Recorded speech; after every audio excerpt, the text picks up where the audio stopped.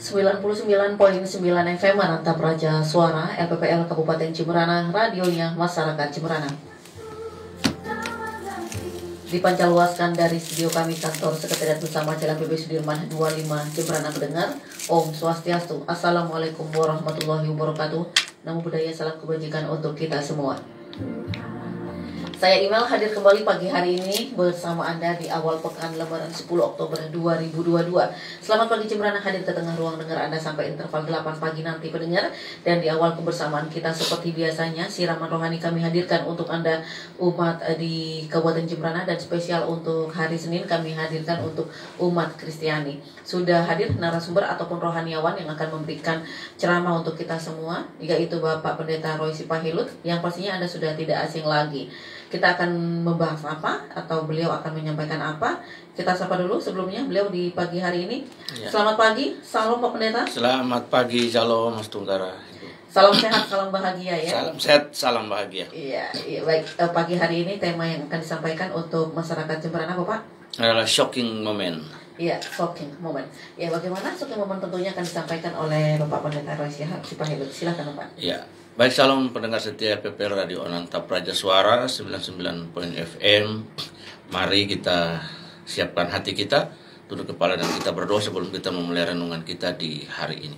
Bapa, kami berdoa dan kami mengucap syukur, terima kasih buat hari yang baru yang Kau sudah sediakan bagi kami. Sebelum kami beraktivitas, kami percaya bahwa mendahului segala sesuatu kami menempatkan Tuhan yang pertama dalam hidup. Kami percaya bahwa iman timbul oleh pendengaran dan pendengaran akan firman Tuhan. Berkati kami mendasari hari ini lewat pembacaan firman sebelum beraktivitas. Di dalam nama Tuhan Yesus kami bersyukur. Haleluya.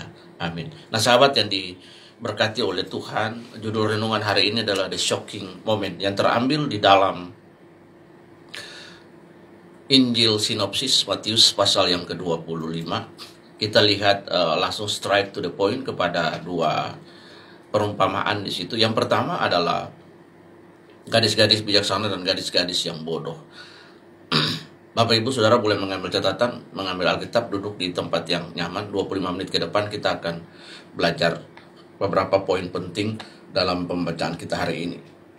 Bapak Ibu, yang kedua kita melihat, yang pertama adalah gadis-gadis yang bijaksana dan gadis-gadis yang bodoh, dan yang kedua adalah perumpamaan tentang talenta.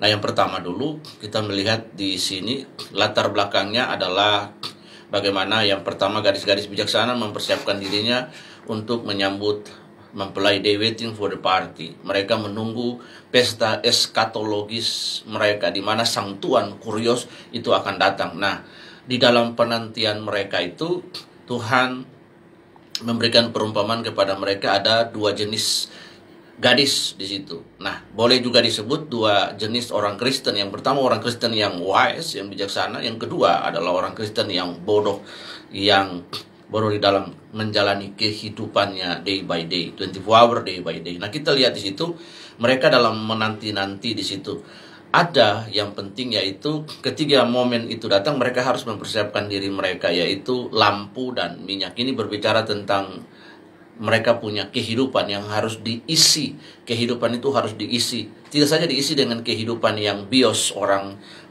lahir ke bumi, kemudian dia besar, dia bertumbuh, pendidikan, menikah, dan lain. Tapi hidup itu harus diisi dengan soe, sebuah divine living, sebuah kehidupan yang ilahi di mana ada relasi dengan Allah. Lalu di dalam relasi itu karakter dan kehidupannya berubah dan berbuah, to imitate Jesus Christ. Nah, Bapak Ibu, dalam perumpamaan yang pertama ini, maka ayat yang ke-13 itu menjadi clue atau menjadi summarize dari the first parable that Jesus showing for us on the Gospel Matius. Nah, kita lihat di situ, karena itu berjaga-jagalah sebab kamu tidak tahu akan hari maupun akan saatnya. Ini berbicara tentang bagaimana Tuhan mempersiapkan mereka untuk akan memasuki sebuah fase pada pasal 26.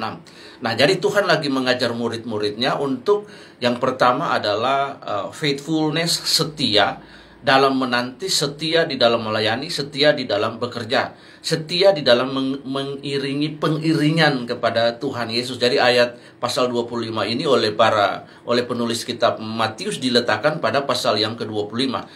Mengapa? Sangat unik.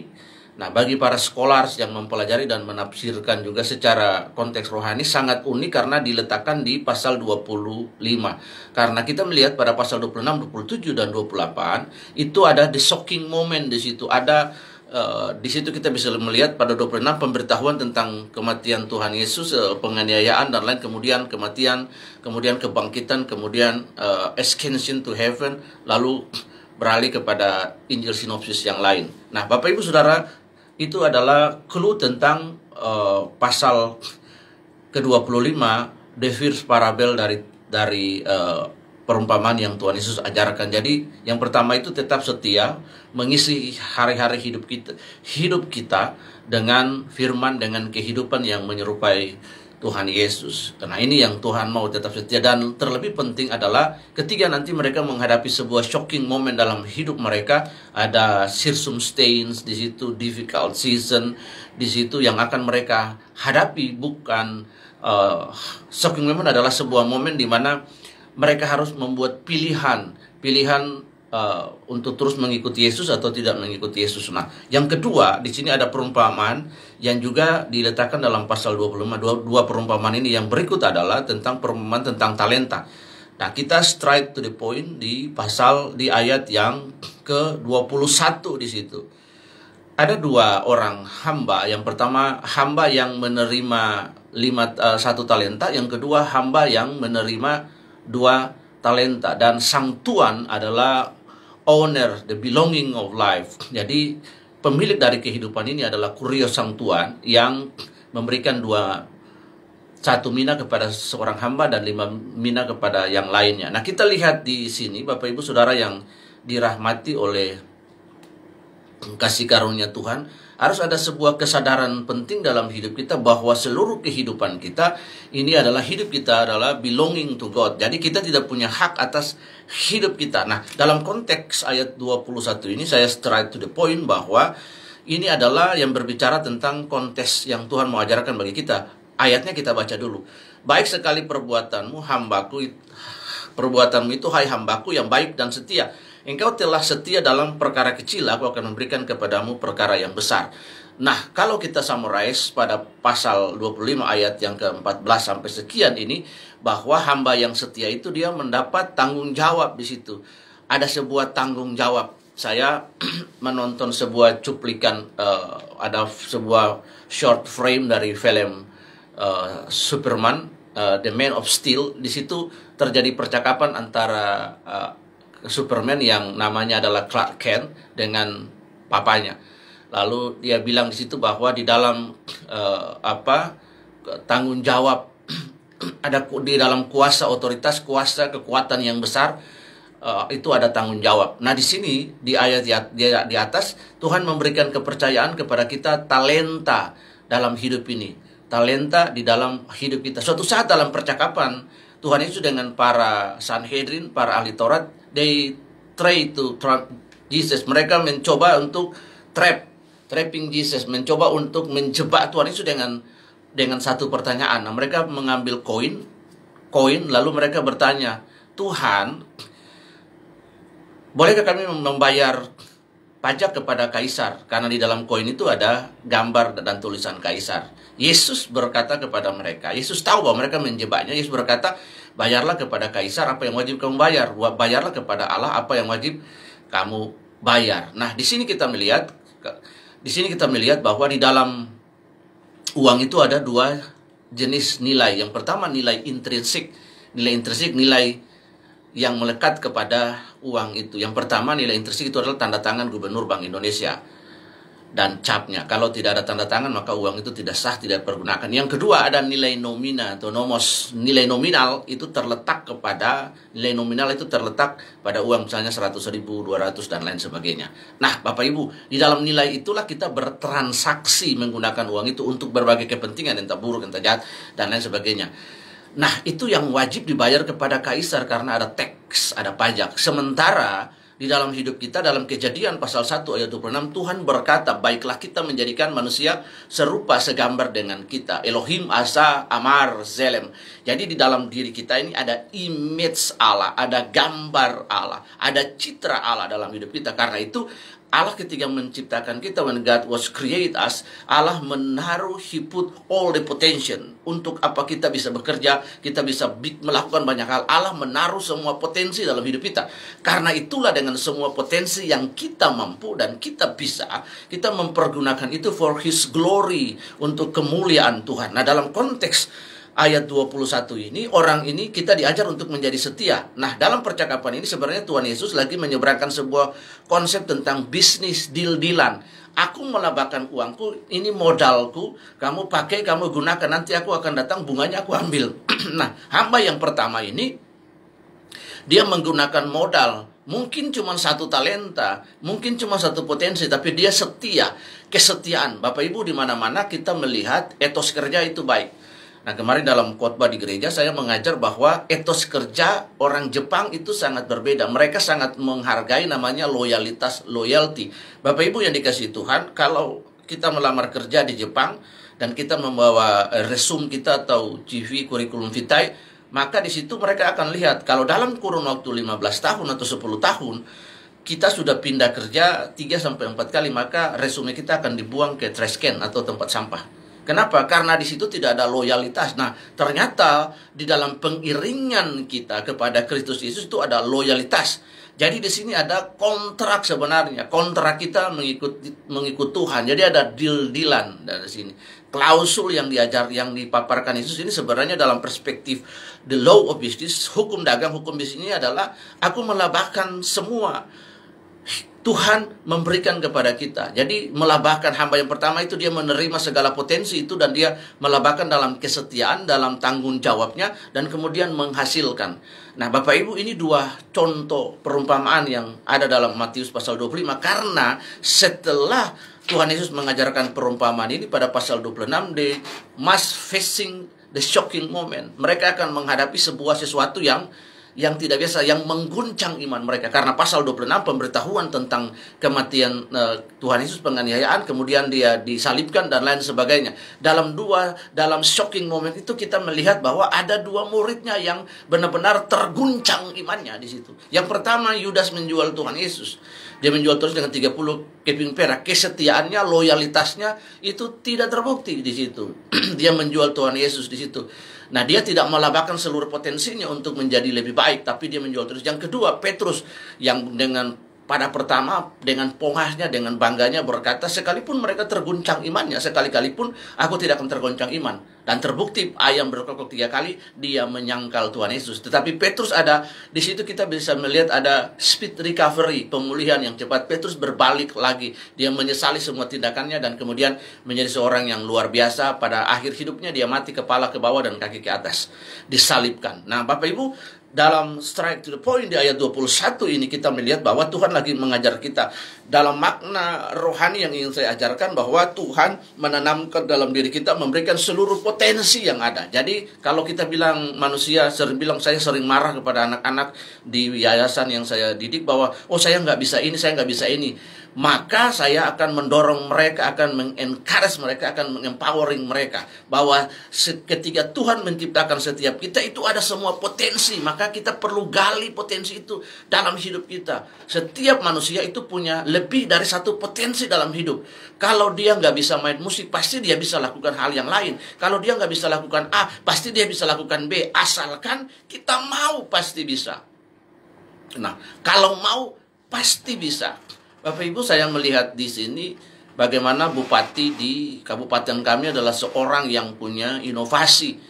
Saya melihat inovasi. Video terakhir yang saya lihat adalah ketika banjir di kota kami, di salah satu daerah sudut timur, beliau langsung turun untuk menangani. Nah, ini salah satu kesetiaan beliau kepada rakyatnya Jemberana. Bagaimana beliau memiliki tanggung jawab setia dengan tugas sebagai seorang kepala daerah. Jadi salut aja kepada beliau.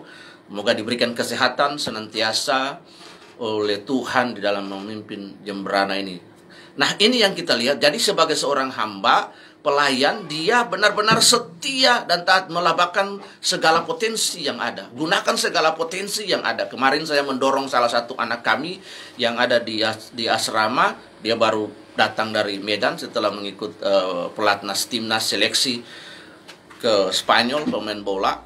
Dan dia tinggal dan sangat shy, sangat malu. Saya nggak bisa nyanyi, tapi saya mendorong dia, dan puji Tuhan dia sudah setiap minggu menyanyi, menyumbang pujian sebelum saya membawakan firman.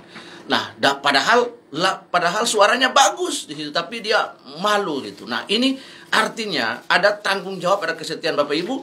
Nanti semua potensi, semua talenta yang Tuhan taruh dalam hidup kita, apapun itu, akan kita pertanggungjawabkan. Tuhan sudah menaruh segala potensi, segala talenta, segala gift, spiritual gift. Bahkan dalam hidup kita, hal-hal itu untuk kita sebab kita hidup, kita bisa memuliakan Tuhan dengan segala kemampuan. Nah, kalau kita melihat di dalam satu buku yang saya sudah lupa judulnya, tapi di situ kita akan menemukan ada 7 spare, di mana seseorang itu bisa menggunakan potensi. Ada dunia sosial, ada dunia edukasi, ada kepintaran juga yang Tuhan kasih buat kita dalam menjalani 7 spare itu. Ada 7 atau 9 jenis kepintaran. Beberapa diantaranya matematik, musik, kepintaran sosial, kepintaran bahasa, dan lain sebagainya. Nah, ini Tuhan taruh segala potensi dalam hidup kita. Suatu saat saya membaca sebuah artikel, kemudian menonton YouTube dan melihat anak ini sangat luar biasa, namanya Gayatri. Dia dari Maluku, dari kota Ambon. Bagaimana dia menguasai 7 bahasa hanya dengan mendengar lewat YouTube, belajar, nonton film bahasa Inggris dan lain sebagainya. Dia menggunakan semua potensinya dengan baik. Nah, ingat, suatu saat Tuhan akan meminta kita untuk mempertanggungjawabkan semua potensi yang ada pada kita. Tuhan berkata, apa yang ada padamu? Nah, ketika Tuhan bertanya itu, mereka murid-murid menjawab, Tuhan cuma roti 5 dan 2 ikan. Tuhan mengucap syukur dan berdoa, dan kemudian menjadi 12 bakul. Nah, hari ini potensi apa yang ada padamu? Nah, anak perempuan saya namanya Abigail, dia suka menggambar busana, kemudian dia suka make up mamanya dan lain sebagainya. Tuh saya guyon sama dia, Abi, nanti kalau kamu masuk SMK Marsudiri ini, kamu ini aja ya, di jurusan jurusan untuk pakaian, kemudian untuk makeup, mau apa enggak gitu. Ketawa aja, boleh katanya papa. Nah, saya ingin mendorong dia karena saya melihat potensinya dan kesukaannya dia itu di busana, menggambar busana di atas kertas dan make up. Nah, saya ingin mendorong dia supaya mungkin suatu saat dia akan menjadi seperti seorang Anna Avanti atau seorang desain terkenal. Nah, ingin mendorong, mengempowering dia supaya itu semua potensinya sebagai orang tua. Nah, ini juga yang Tuhan ajarkan kepada kita pada ayat 21 dalam Matius 25 ini. Tuhan memberikan apresiasi di situ, baik sekali perbuatanmu. Jadi, Bapak Ibu, segala sesuatu di dalam hidup ini tidak langsung jadi besar. Semua mulai dengan hal yang kecil asalkan tekun, taat dan setia. Bagaimana Presiden kita Joko Widodo, seorang mahasiswa jurusan perhutanan, kemudian dari pengusaha mebel, kemudian jadi wali kota, itu perjalanan karirnya, kemudian sampai jadi presiden hari ini. Nah, Bapak Ibu yang dirahmati oleh kasih karunia, itu adalah 2 hal yang dihadapkan kepada kita oleh Tuhan Yesus dalam 2 perumpamaan ini. Tetap setia. Nah, kita lihat pada ayat yang kedua, pasal 26, Tuhan pada ayat yang ke pasal 25, 2 perumpamaan, the boat of the parable, itu mengajarkan kita untuk persiapan untuk facing the shocking moment, untuk menghadapi momen-momen yang dramatis di dalam kehidupan pekerjaan, pelayanan. Teristimewa konteksnya waktu itu adalah murid-murid. Nah, kita lihat ayat pasal 26, pemberitahuan tentang penderitaan Yesus, rencana untuk membunuh Tuhan Yesus. Lalu kita lihat di situ, kita lihat Yudas menjual Tuhan Yesus, ayat yang ke-14 dari pasal 26. Yudas mengkhianati Yesus. Nah, Tuhan mempersiapkan kerangka berpikir murid-murid, mempersiapkan segala sesuatu sebelum mereka menghadapi shocking moment. Mempersiapkannya dengan apa? Dengan memperhadapkan kepada mereka bahwa kamu harus setia. Itu pada ayat yang kedua pasal 25 bagian perumpamaan garis-garis yang bijaksana. Kamu harus tetap setia, taat, isilah hidupmu, penuhilah hari-hari hidup itu 24 hour dengan hal-hal yang divine, hal-hal yang ilahi, dan lain sebagainya. Ayat yang ke-25, labahkanlah segala sesuatu dalam hidupmu, segala potensi, segala spiritual gift, itu di dalam hidupmu. Sebab kalau Tuhan Kurios itu datang, maka kita akan mempertanggungjawabkan segala yang ada. Karena di dalam diri kita ada gambar dan tulisan Allah. Bapak Ibu yang dikasihi oleh Tuhan, setelah Tuhan Yesus berbicara demikian, pasal 26 itu berubah menjadi sebuah peristiwa shocking, dramatis yang mereka lihat. Yesus yang selama ini mereka melihat menyembuhkan orang, Yesus yang selama ini mereka lihat membangkitkan orang, tiba-tiba ditangkap dan disalib. Itu menggoncang iman mereka. They was trembling their faith to Jesus Christ. Karena selama ini figur yang Yesus yang mereka lihat itu adalah figur yang belum menggenapi seluruh rencana Allah. Tetapi ketika Tuhan Yesus ditangkap, ada yang menyangkal, ada yang menjual. Dan kita lihat puncak daripada shocking moment itu adalah mereka kembali kepada pekerjaan semula sebagai nelayan di situ. Nah, nanti kita lihat setelah itu mereka kembali, Tuhan Yesus menjumpai mereka ketika dia bangkit, dia menjumpai mereka dan dia menunjukkan diri kepada mereka, mengajak mereka makan di tepi danau Tiberias dan menunjukkan diri kepada mereka, dan dia berkata dan memberikan janji kepada mereka. Jadi ketika dia ascension to heaven, naik ke surga, kemudian dia memberikan janji tinggallah di Yerusalem sampai saat itu tiba. Nah, dan ketiga, when the Pentecost day come, Holy Spirit empowering all disciple. Roh Kudus mengempowering seluruh murid-murid dan mereka memberitakan firman dengan berani di bawah urapan Roh Kudus. Petrus itu di situ melihat one single preaching of Peter, itu 3.000 orang bertobat dan orang-orang percaya, dan kemudian gereja perdana itu bangkit di situ. Karena itu Bapak Ibu, dengan paparan yang sangat singkat ini saya ingin mengajar kita, setialah di dalam segala hal. Isilah hari-hari hidupmu dengan Tuhan. Apapun pekerjaanmu, engkau bekerja sebagai apapun, Tuhan tidak melihat apapun jenis pekerjaan kita. Tapi Tuhan mau ketika Tuhan hadir di dalam pekerjaan kita, maka di situ kita akan diberkati. Yang kedua adalah tetap setia, labahkan seluruh potensi, labahkan seluruh talenta apapun. Kalau engkau seorang hamba Tuhan, engkau seorang pelayan, melayanilah dengan sungguh-sungguh, setialah. Bahkan 1-2 ekor domba setia. Daud setia dengan 1-2-3 ekor domba. Dan kemudian waktu itu tiba, kemudian Tuhan mempromosikan Daud, he became a king.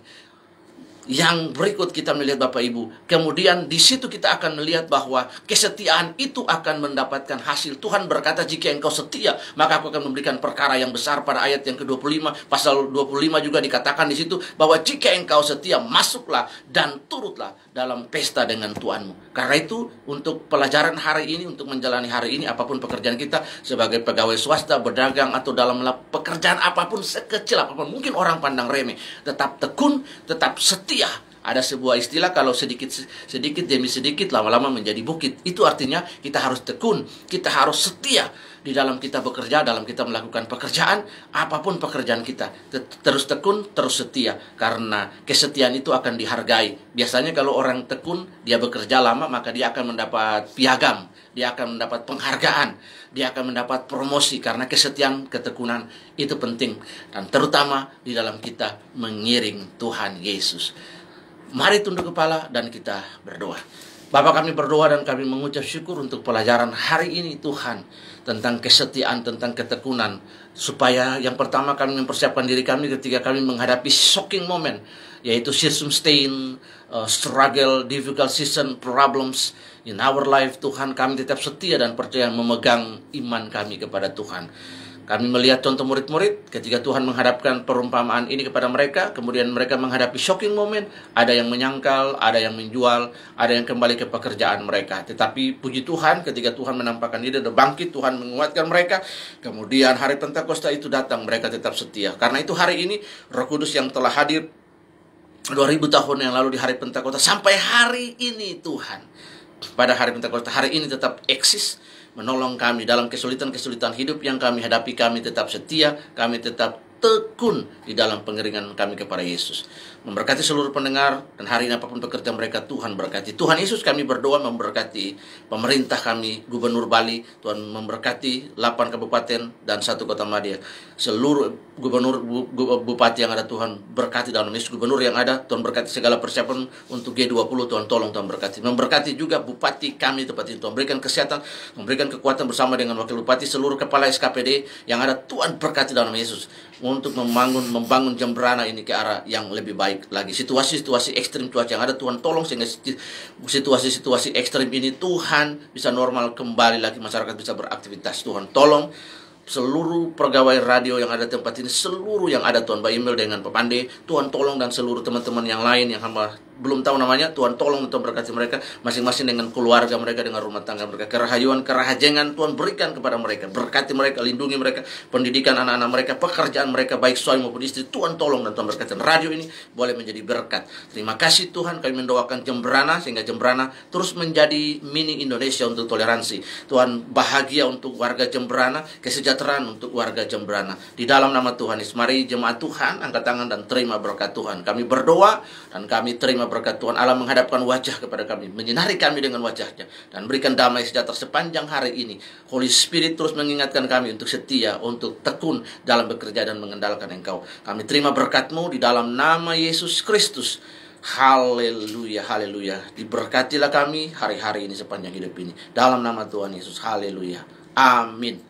Tuhan Yesus memberkati. Terima kasih seluruh sahabat pendengar. Sampai berjumpa pada siaran berikutnya bersama dengan rekan hamba Tuhan yang lain, Pak Wayan, Pak Jessico, atau dengan Pastor Nenga. Tuhan memberkati. Shalom, salam bahagia, Jemberana ku diberkati. Amin.